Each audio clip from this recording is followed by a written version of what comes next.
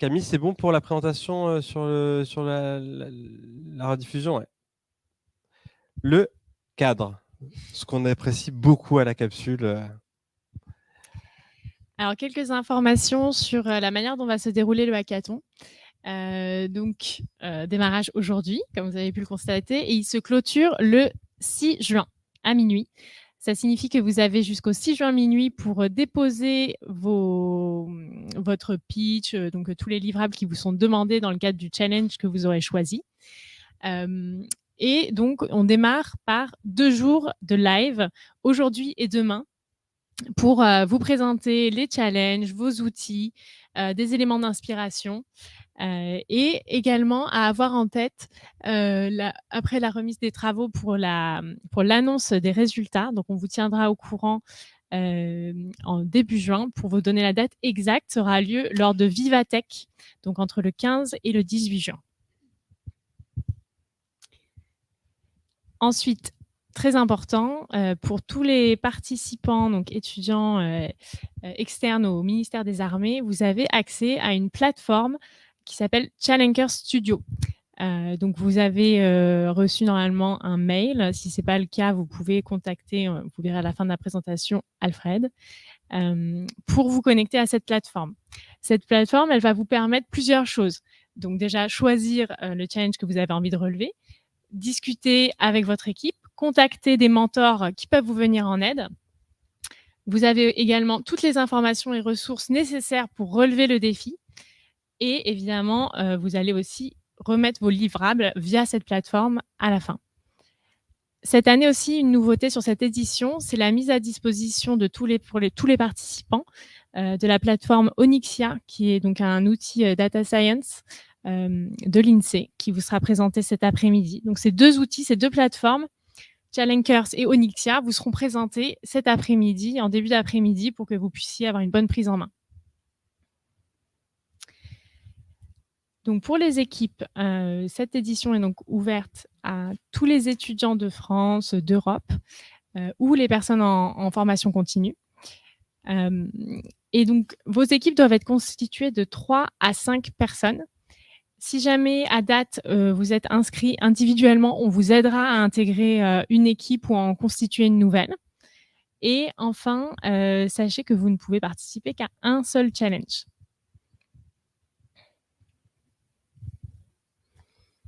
Très bien. Je continue. Je réponds juste à la remarque sur YouTube de la personne qui souhaite qu'on se lave les mains après et avant l'utilisation du micro.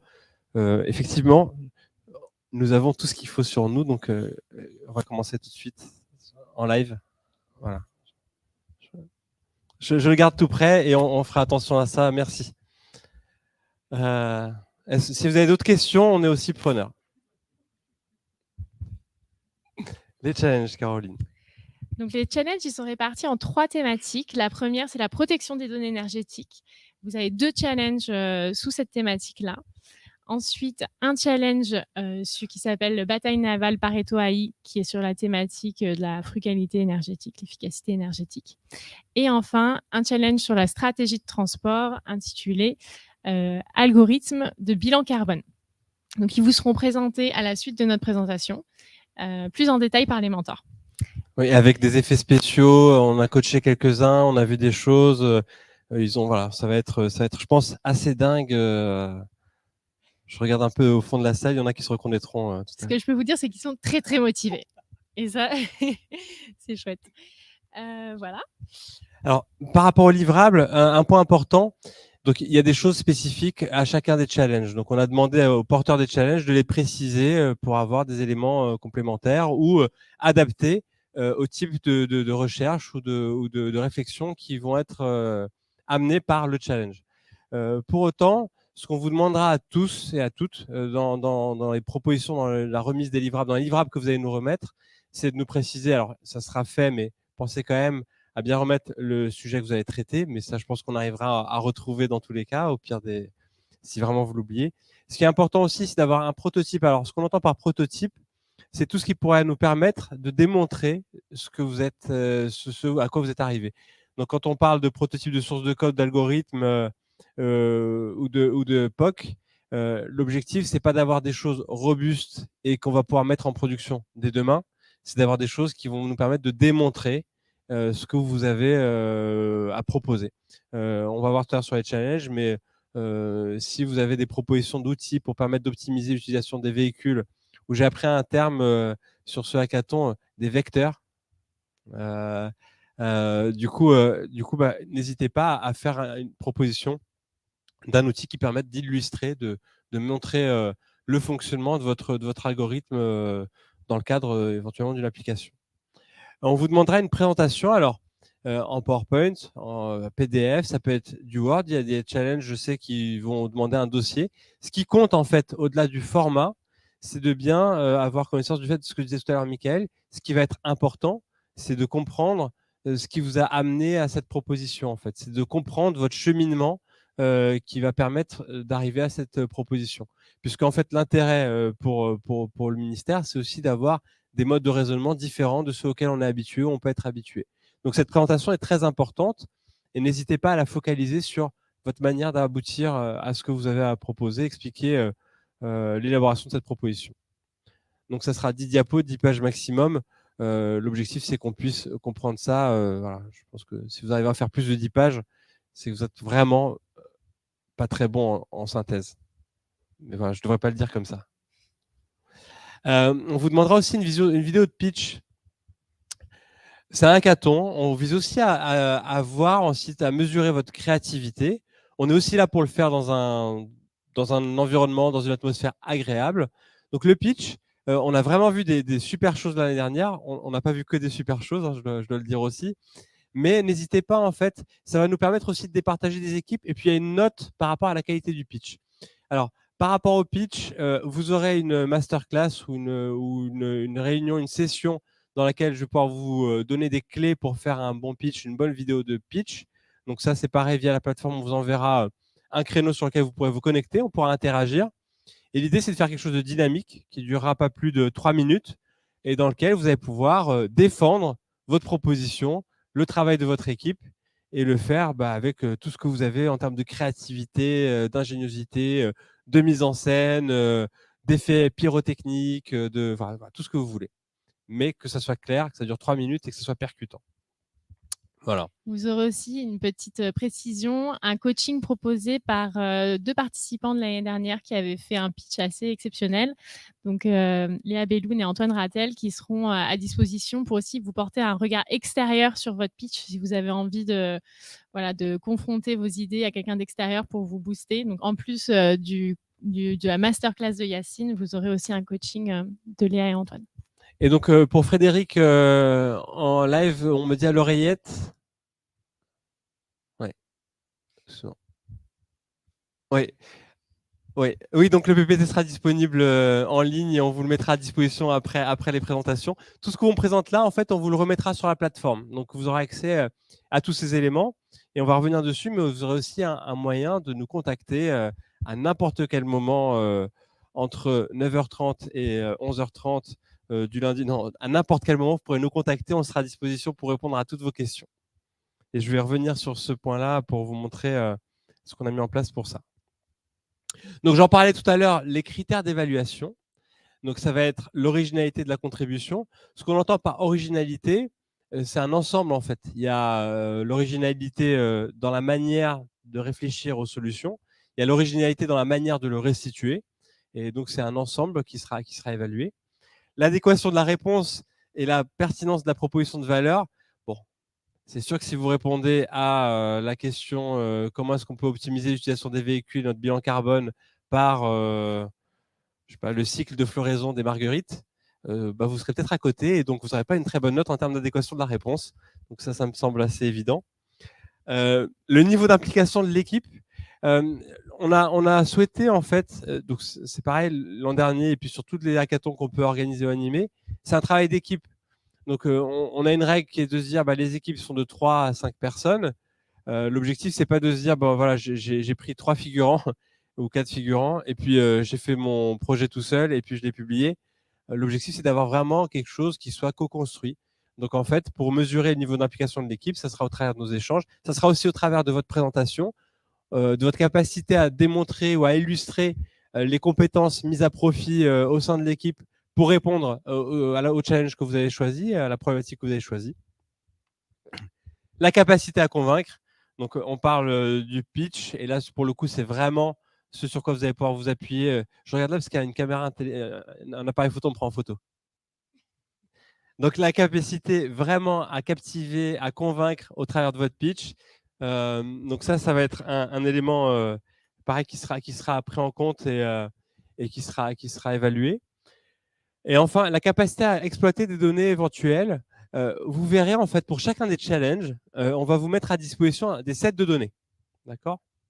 Mais on ne vous interdit pas d'aller chercher des données ouvertes, accessibles, pour venir compléter vos réflexions, alimenter vos réflexions et à les exploiter pour vraiment présenter des choses de manière la plus large, la plus exhaustive possible en termes d'analyse. Et enfin, la faisabilité et le réalisme de ce que vous proposez. On l'a dit tout à l'heure, et j'ai reposé la question à Noémie, et c'était vraiment un point essentiel de ces hackathons-là qu'on mène au sein du ministère des Armées, la faisabilité et le réalisme. C'est important parce qu'en fait, tout ce que vous ferez là aura un impact. L'objectif, c'est que ça ait de l'impact.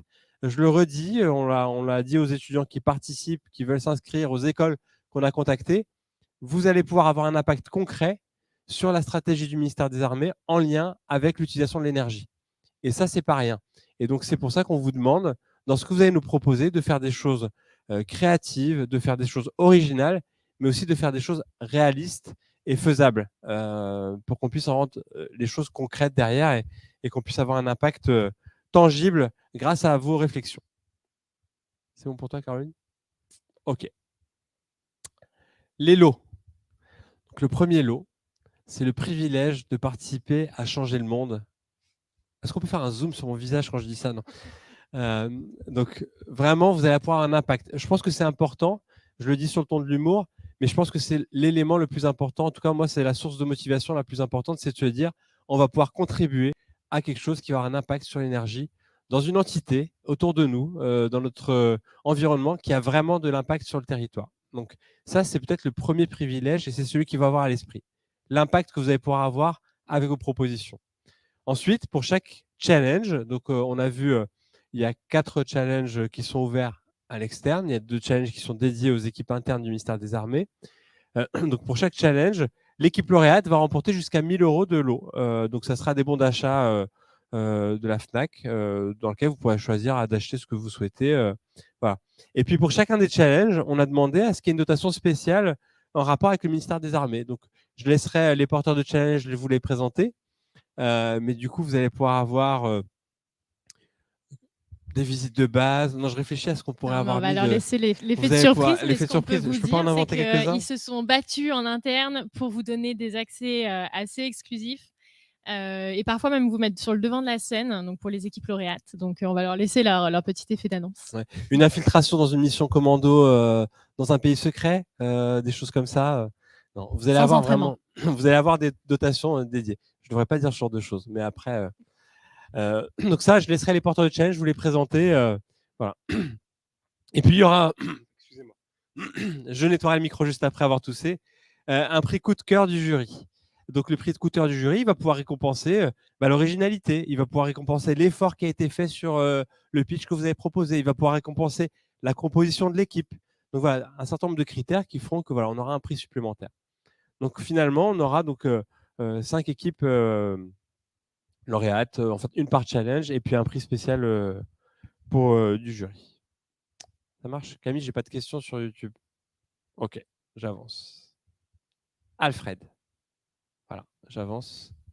Alfred, tout à l'heure, je vous disais, si vous avez la moindre question, si vous avez la moindre hésitation, si vous avez le moindre besoin d'aide sur la partie organisation, sur tiens, en fait, techniquement, il y a des choses qu'on ne comprend pas, on n'est pas sûr de ce qu'on fait et je ne sais pas vers quel mentor me diriger.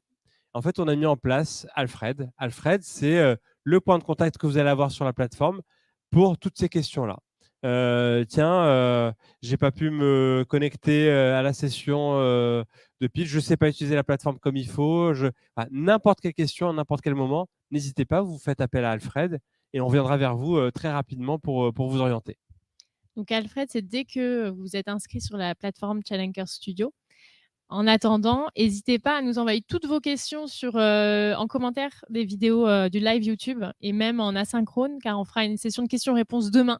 Donc, si vous regardez les vidéos un peu plus tard, pas en direct, on consultera vos questions, on y répondra demain. Voilà, il ne nous reste plus qu'à vous souhaiter bonne chance. On va faire une courte pause. On reprendra à 10h35 avec la présentation des challenges. Donc, toutes les présentations, les supports seront remis à disposition sur la plateforme. Donc, je vous invite à être attentifs aux présentations des challenges. Ils ont tous vraiment fait un travail extraordinaire pour proposer des présentations intelligibles déjà. Ça, c'est déjà bien. Vivantes, dynamiques, et vous mettre à disposition tous les éléments pour que vous puissiez travailler sereinement et réfléchir sereinement à ces problématiques. Voilà. Merci à tous et bonne chance pour ce deuxième hackathon Énergie Data Hack.